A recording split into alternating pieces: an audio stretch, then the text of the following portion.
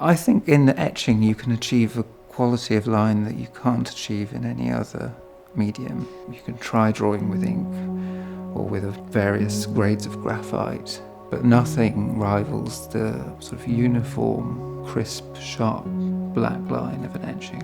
I think there are lots of quite contemporary things about Rembrandt's printmaking. Some of that is the fact that, drawing hasn't really changed very much. It's still the same process.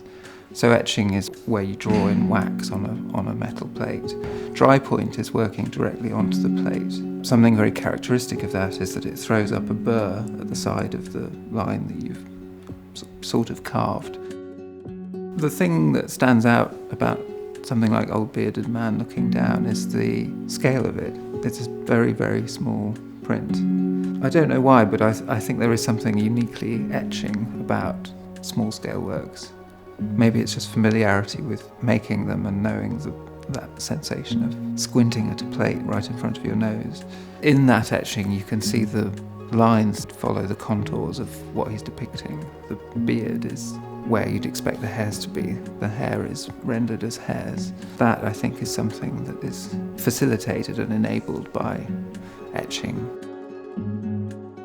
So this is a copper plate that's had a layer of wax put on top by heating the plate and then applying it with a roller. And in order to get great depth of tone, you just hatch the lines successively, so rendering lines in alternative directions will slowly build up a very dark section of tone. A print like Self-Portrait with Saskia, you have quite a lot of variation in the tone of the print. So Saskia, in the background, the lines are definitely much paler and thinner, so I suspect that that's been in the acid for less time. So he's bitten the plate and then blocked out, masked out that area and then put it back in, and his self-portrait lines have been bitten further and deeper and hold the ink much more densely. I'm putting the ink all over the plate, and because the marks are recessions in the plate, the ink will stay there. So this is evening out the ink across the surface and lifting most of it off.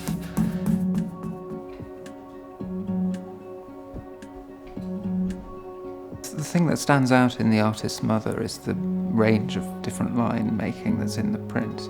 The usual, quite a lot of hatching, but there are sections where the line is just sort of all over the place. The tone is made by an array of lines in multiple directions. So in something like that, I think there's a lot of satisfaction in seeing that sort of diversity in mark making, which again is something that etching allows just through the fluidity of the line.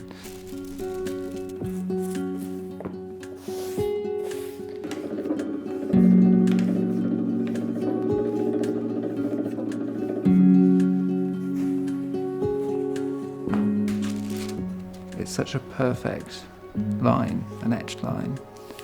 It doesn't vary because there's no pressure when you apply it. There's the start of the line and the finish of the line and the middle of the line, they're all equal.